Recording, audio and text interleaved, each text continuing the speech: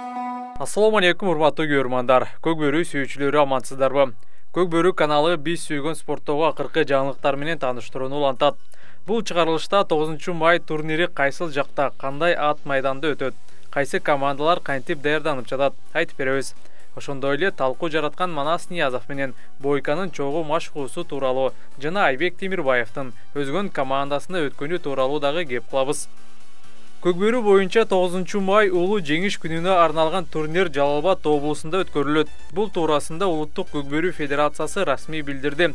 Сайма. Үй интернети менен телевидение. Секундасына 100 мегабитке чейинки ылдамдык. 200дөн ашуун телеканал. Старт жана О кино кинотеатрлары.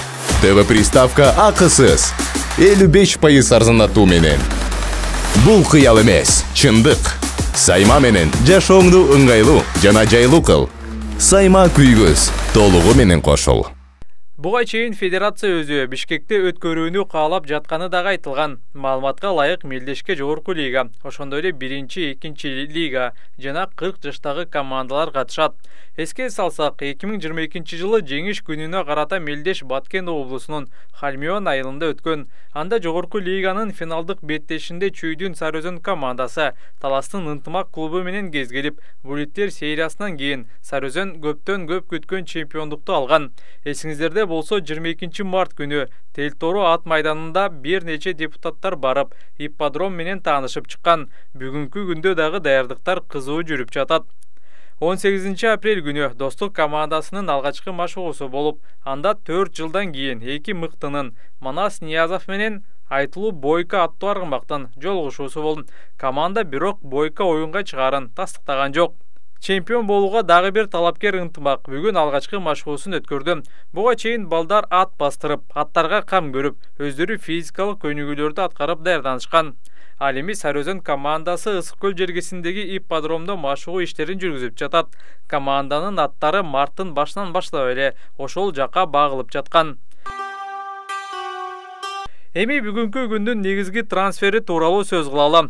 Улуттук курама команда менен эки жолку көчмөндөр оюндарына катышкан Достук командасынын тарыхында калган жекеме-жекенин чебери Айбек Темирбаев алдыдагы Мелдеште өзгөн Ынтымагы командасында ойнойт. Эске салсак, өзгөн жааты Норуздагы турнирде жаштыкка туруктуу атаандаш жараткан жалгыз команда болгон. Андыктан 9 майда дагы өзгөн 1 лигада чемпион болгон негизги талапкер болоору түшүнүктүү. Айбек Темирбаев өзү Норузда бир дагы командада ойногон эмес. Акыркы жылдары ал Достукта негизги жекеме-жекечи боло албай, алдыдагы аттары окшошпой калган. Жакында эле белгилүү болгондой, ал минген Көкбет Таласка сатылды.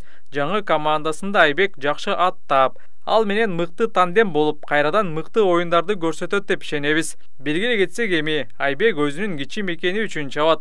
Ал 1991 жылдын 5 май күнү Ош облусунун Өзгөн районунун Көлдүк айылында туулган. Пайгамбарыбыздын сыпаты Айбекжан, өмүрүң узун болсун, жүзгө кирген, кыргыз элинин ушундай ишенимге жараган палбаны болуп жүрө бергин. Аллах акбар.